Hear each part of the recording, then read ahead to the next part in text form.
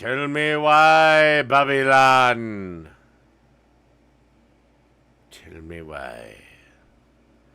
There's no killing what can't be killed. No stopping what can't be stopped.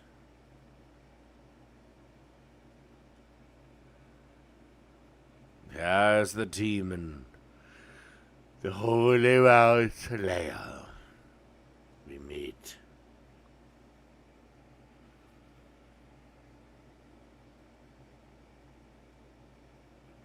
I have no idea what's happening with you, Syndrome. I hope nothing bad.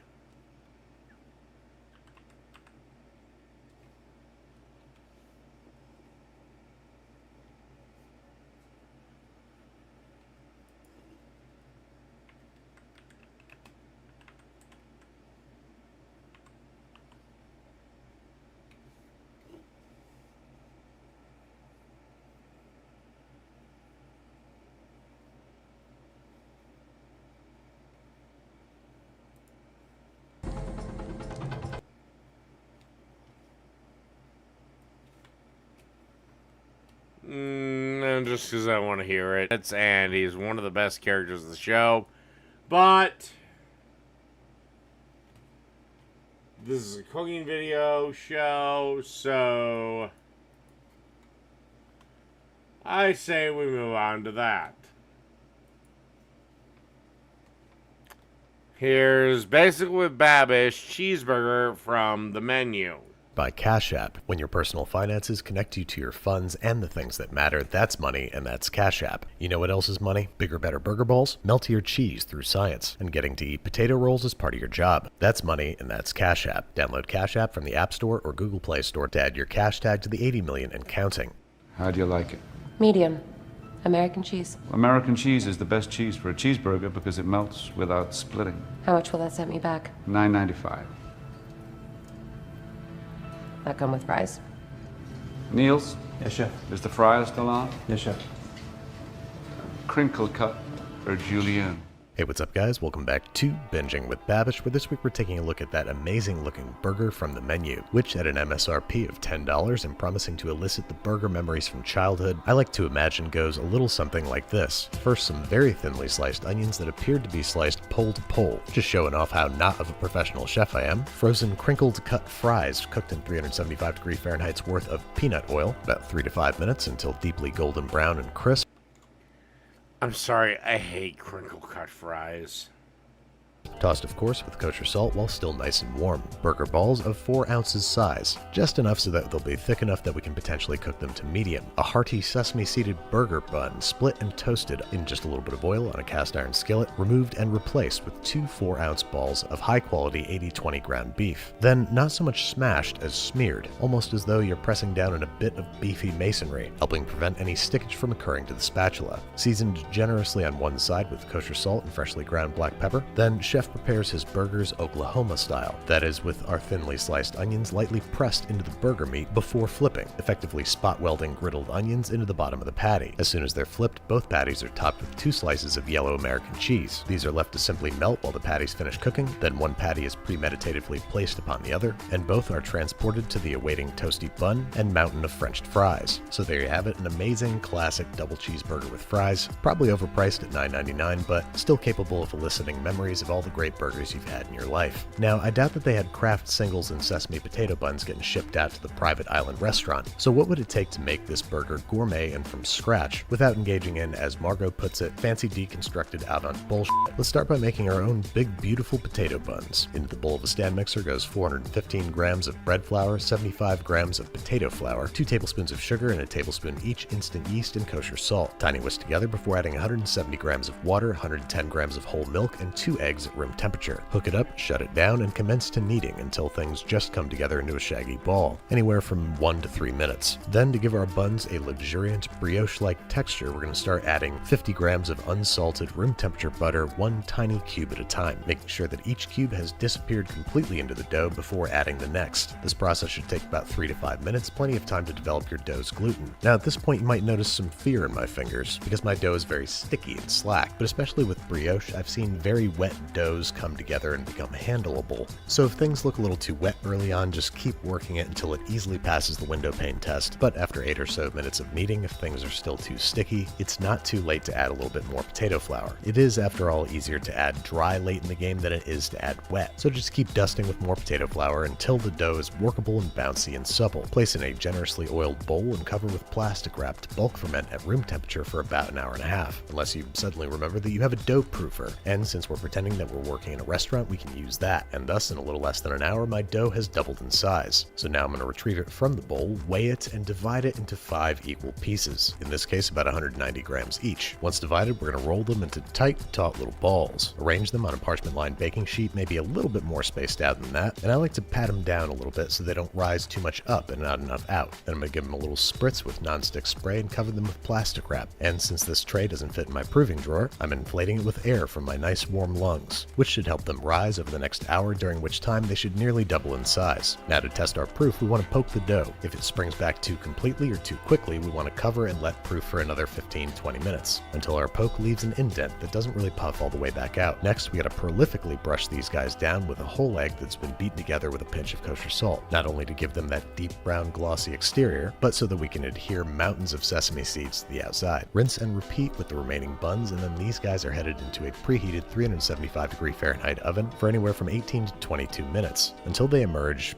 too big, way too big. I mean, we're trying to go for an over-the-top burger here, but I think that these are a bridge too far. So let's try again with the dough divided into 6 pieces for a much more reasonable, but still pretty gigantic bun that we're going to let cool completely on the tray. Next up, the matter of American cheese, which, as was mentioned, is the perfect cheese for a burger because it can melt without splitting. But using this technique from modernist cuisine, you can make American cheese out of any kind of cheese you want, like this stuff, a mixture of sharp cheddars, Gouda, Colby, and Monterey Jack. But you can pick 32 ounces of the relatively young shredded cheese of your choice. Once shredded, over on the stovetop in a large, wide saucepan, we're going to bring 12 ounces of whole milk to a simmer. Notice that the tripod is off kilter, give that a tip. And then into the milk, we're going to whisk 1.5 ounces of sodium citrate, a simple food additive used in molecular gastronomy that I figured they probably have on hand. Once that's up to a bare simmer, we're going to add all the cheeses at once, reduce the heat as low as it'll go, and use an immersion blender to blend the cheese and the milk together into a devastatingly creamy, smooth cheese product. Now this stuff sets up almost immediately, so make sure you have a loaf pan lined with plastic wrap ready to go. Pour all the cheese stuff in there and then tap it against the tabletop with great vigor in a hapless attempt to remove any errant bubbles. Cover this and refrigerate for at least 4 hours or until completely set. And there you have it, one big old loaf of American cheese style product. Next up, the fries, which were prepared crinkle cut. In anticipation of this, I ordered a crinkle cutter, which to my disappointment wasn't even remotely sharp, as though it were designed for already cooked food or Play-Doh or something. As a result, these 6 potatoes would take 45 minutes for me to hand carve into crinkle cut fries. Not much of a lesson to be learned here, apart from don't buy a crinkle cutter that you can rip in half with your bare hands. Now the potatoes that we're using today are russet potatoes, very high in starch, so they will begin to almost immediately oxidize and discolor, which is why we're immediately plunging them into a pot of cold water, then rinsing them 3 more times to remove any excess starch. Then finally we're covering them once again with cold water and adding 1 tablespoon each kosher salt and white vinegar. This is both going to season the potatoes and help them retain their shape during their absurdly long 20 to 30 minute cook time. We want them almost falling apart in this method of... Yeah, by the way, Jake, this is why I don't do my own goddamn fries usually. I have, but this is usually why I don't. I don't want to dick around with this, the blanching bullshit. Appropriately adapted from Heston Blumenthal. I'm very carefully retrieving the fries and placing them on a wire rack set in a rim baking sheet where they can cool. The steam that you're seeing, just like all steam, is moisture. The less excess moisture in the potatoes, the lighter and fluffier the interior of our fries are going to end up. Once cooled completely, these guys are headed into the freezer for at least 4 hours or until frozen solid. Then they're getting their second of 3 cooks, a low temperature fry and 200...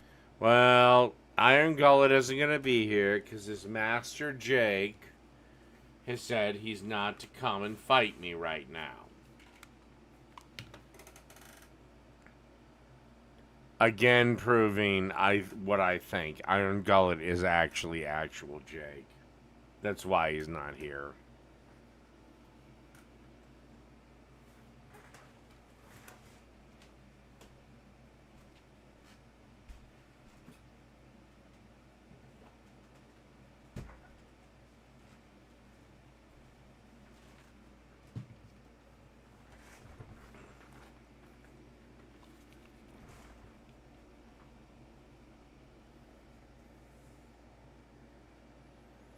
Oh, did you disobey your master? Did you disobey Big Daddy Jake? You might have to apologize, Iron Gullet. 75-degree Fahrenheit peanut oil, almost like a potato confit. At first, they're going to sit kind of eerily silently on the bottom of the pot, but before long, they'll start fizzing and floating and all the stuff that you expect fries to do. Once they just barely start getting a little bit of color on them, we're going to fish them out and let them drain on a paper towel-lined baking sheet. Then I'm carefully arranging them back on the rack, making sure nobody's over. Once again, Jake's never beaten me. Overlapping, everybody's sleeping head to toe, and back into the freezer they go for at least 4 hours or up to a few months. Well, I don't know. The last video I covered just today on Jake was a pretty pathetic-ass attempt to, you know, try to disparage my fajitas video, considering his is a pile of trash.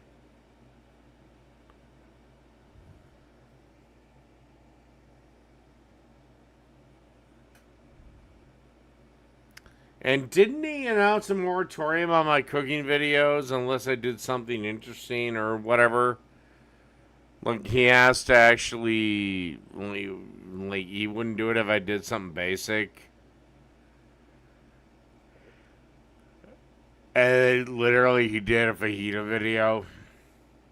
If you want to make these ahead of time. Strain all the particulate out of your oil, and when it's time for the final fry, these guys are now headed into 375-degree Fahrenheit oil for 3 to 5 minutes until deeply golden brown and crisp. Fish them out, drain them on paper towels, and toss them with kosher salt while they're still nice and hot. And there you have it, our meticulously handcrafted crinkle cuts versus store-bought. Not a super fair comparison to make. The store-bought ones are as good as you can expect, better out of the fryer than out of the oven, but these triple cook guys are in a league of their own. The fried exterior is super thick and craggly, and the I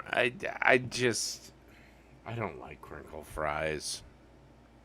interior is creamy and tender. Even after all the time and care and hand crinkle cutting, if you ask me, worth it. Last up, the meat. And I figured they're working with some pretty nice meat at Hawthorne, so I've got my favorite cuts here. Short rib for fat, brisket for flavor, and chuck roast for chuck. I'm discarding any sinew or connective tissue and cutting all the meat and fat into 1-inch cubes. Letting these guys hang out in the freezer for about 20 minutes before being passed through the medium plate of a thoroughly chilled meat grinder. Maybe I'll actually stream Tulsa for a lovely, pebbly, fatty, extraordinarily flavorful burger blend. Now, something interesting to me was that this was a smash burger being cooked to medium doneness, so I'm opting for behemoth 6-ounce balls, which I'm hoping is going to give us enough width to fill our buns and enough height to maintain a little pink. This feels about as appropriate a time as any to bust out the flat top, oil it up, toast our buns, preheat to smoking, and commence to smashing. From this point on, it's the same procedure as before, but I ran into a wrinkle. Everything was going grand until the time came to apply the American cheese. When retrieving it from the fridge, I noticed that it was quite soft. It tasted great and looked like it was going to melt well, but would it pass through my slicer? And the answer is sort of, in very smeary, soft, thick slices, which on the day of the shoot I thought looked fine, but now that I'm sitting down to edit it, I'm noticing it looks pretty scraggly. So I'll be right back. I'm going to run downstairs and make a half batch of the cheese base, for which I'm going to try a different method to imitate deli slices. For starters, I've got a pizza steel that's been sitting in a 275-degree Fahrenheit oven, along with a sheet pan that I've lined with a non-stick baking mat. I'm hoping to use this as a sort of reverse Cold Stone creamery, a nice hot surface upon which I can spread the cheese as thinly as possible before it sets. This ended up working like a charm, which is good news because I'm filming this less than 24 hours before you're watching it. Once you got a nice thin sheet of cheese, I'm going to throw this in the fridge for a few minutes until it's solidified, invert it onto a more cut-friendly surface like parchment paper, break off the edges first, and then peel away the baking mat, revealing our sheet of American cheese. Break it down into slices, and then it's ready for much more photogenic burger melting. Now that we all agree that I've redeemed myself, I can eat this and go back upstairs and pick up where I left off, at which point I'll realize that the original burger didn't really look that bad to begin with, and maybe I didn't need to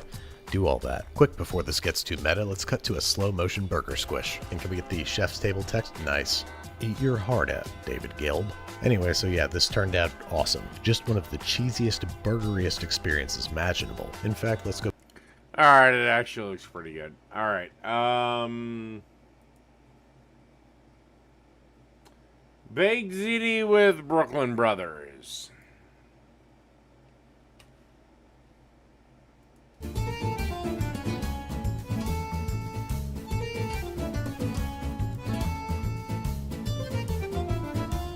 What's channel name? I miss him. What the fuck is this? Welcome to the Brooklyn Brothers. Hello, guys. How you doing today? Yeah, today we're gonna make a baked ziti, but we're making it the Brooklyn way. What makes it the Brooklyn way is that we use quality ingredients imported from Italy, basically. Now, we went over to Jimmy's Deli out in Dallas, and we picked up some of these San Marzano tomatoes. We got some great ricotta cheese, some pearl mozzarella, and we've got the ziti here. And we went ahead and prepared. Oh god, they got that pearl mozzarella bullshit. Ugh, fuck my ass. Our meatballs, because we're going to put meatballs in our baked ziti. And this is Dominic's recipe.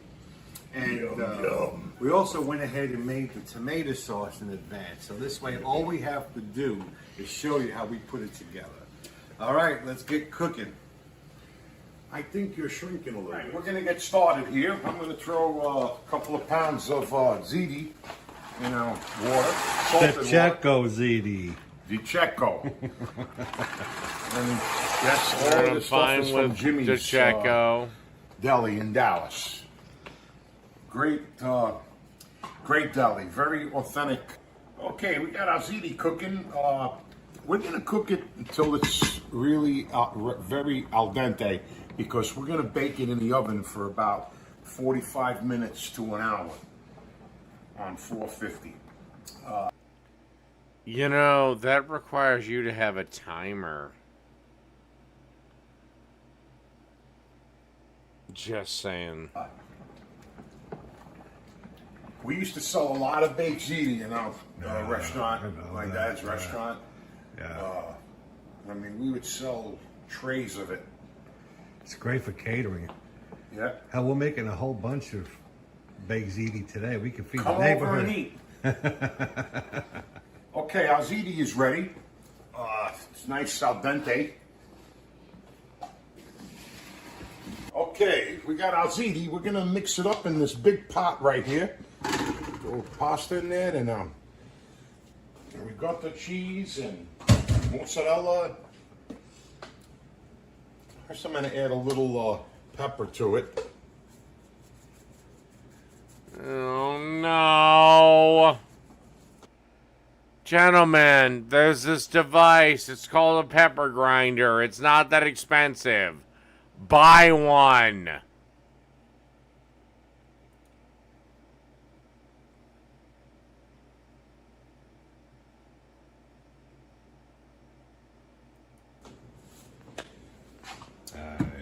Okay, we're gonna get our ricotta in there. You can use, we're gonna use about half of this, or maybe a little more, but you can use as much as you'd like. And that's a good ricotta right there. That's beautiful, old-fashioned. Yeah, I seen the Walmart logo on it.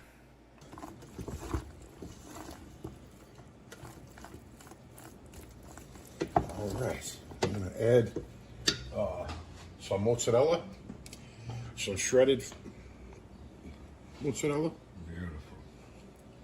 I'm just gonna go ahead and dump it all in there. It's probably like, it looked like maybe about 1.5 pounds. The more the merrier.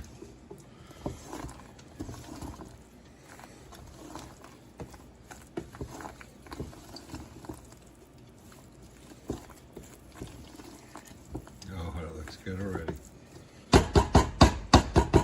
All right, we're gonna add a little bit of sauce to it to give it that little pink color. And as I mentioned earlier, we went ahead and pre-made the sauce. If you subscribe, you can get our tomato sauce recipe on there as well. And the meatball recipe, for that matter. Oh, it's looking good.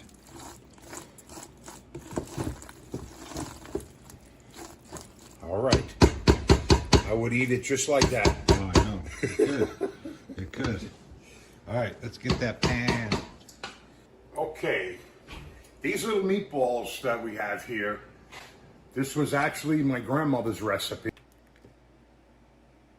Look, I don't mean any disrespect,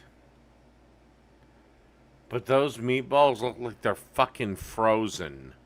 They do not look like they are freshly cooked. Which you already know that.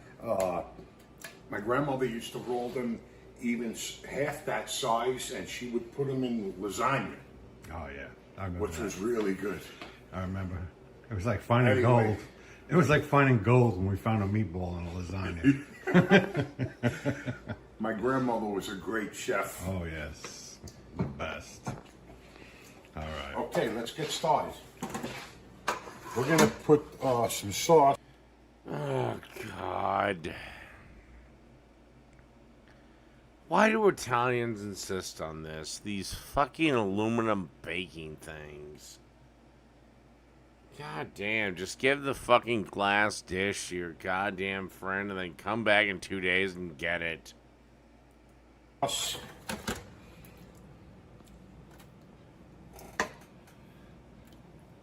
the bottom of the pan. And you just We do that so it doesn't stick on the bottom. also too. I'm gonna throw a little parsley in our ziti too for some yeah. nice color.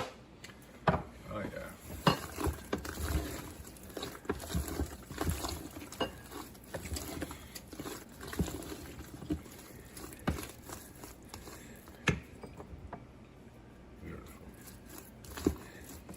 And that's it. All right. All right, now we're gonna pour.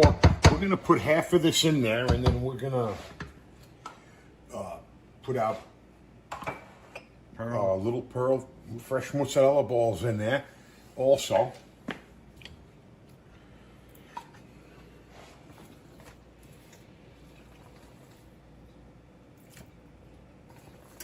yeah, this is awesome.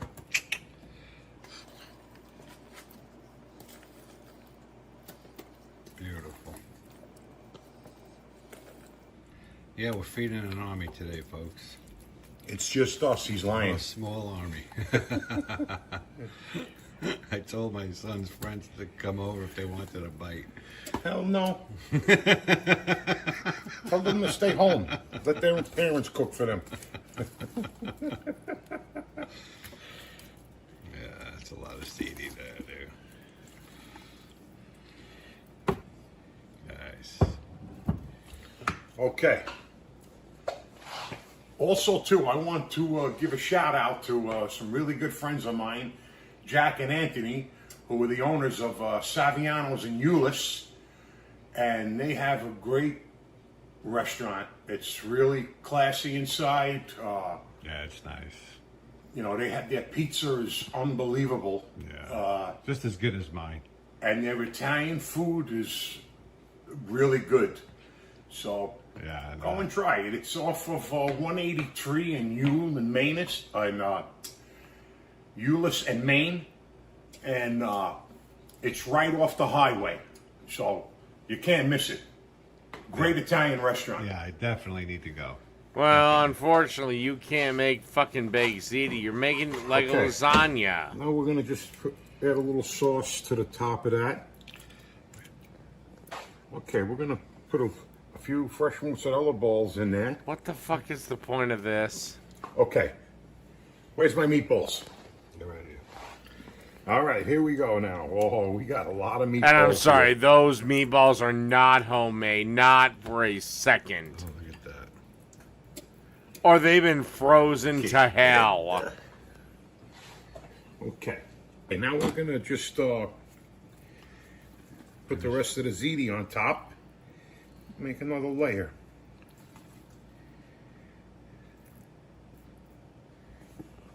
Also, too. Okay. Now we got some more mozzarella that we're gonna put on the top of it.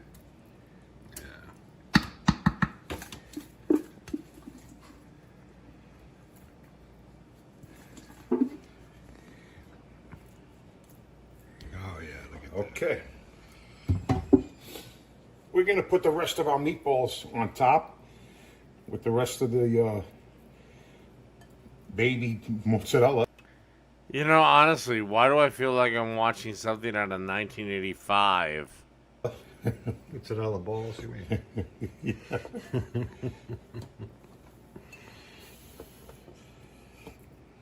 Oh, Oh yeah, this is gonna be out of control. Good. Missed the spot. Get off the meatballs, man. Okay, we're gonna put this out. All right, now we're gonna put our sauce on top.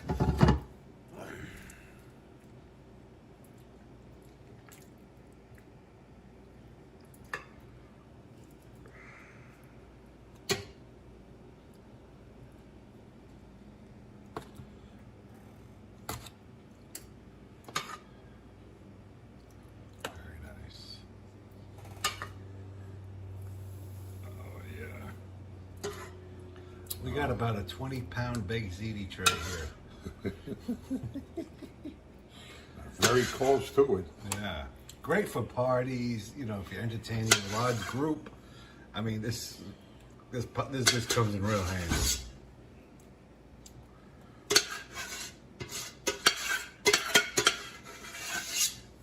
All right. All right. Now we're gonna put a little. Parmesan cheese on top. Beautiful.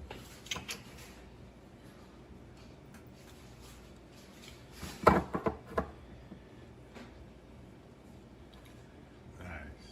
All right. It looks Now we're okay. gonna top it with some. Well, hold Mozzarella. it, mozzarella. I'm telling you, folks, quality ingredients. I can't emphasize that enough. Really sets this dish apart from the others.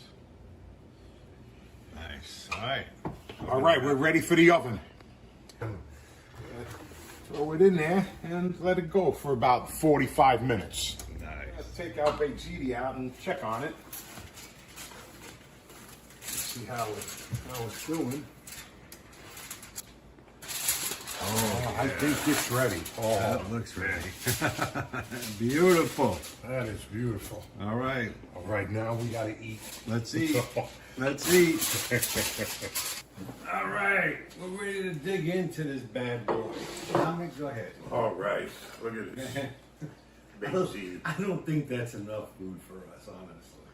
Oh, wow. Look at that. Hey, you need a few meatballs on there. Yeah, I got a couple of balls. Thank you. Oh, baby. Look at that, man. Oh, my God. Put some of this Parmesan on there. Alright, it's fine. It's whatever. And I really hate to cut the broadcast this short, but me breaking my push-up record, and I don't know, maybe I'll do scrunches on this channel or something, but the sleep demon has got me. Sloth has got me. So I'm just going to relax for the rest of the night, and I'm going to see everyone tomorrow, where we'll be here for more streams, possibly games and beer. I am trying to work out a schedule for games and beer. But, yeah, we'll have that, and then, yeah, I think I might be, yeah. Anyway, I'll see everyone tomorrow, one way or the other. Good night, everybody.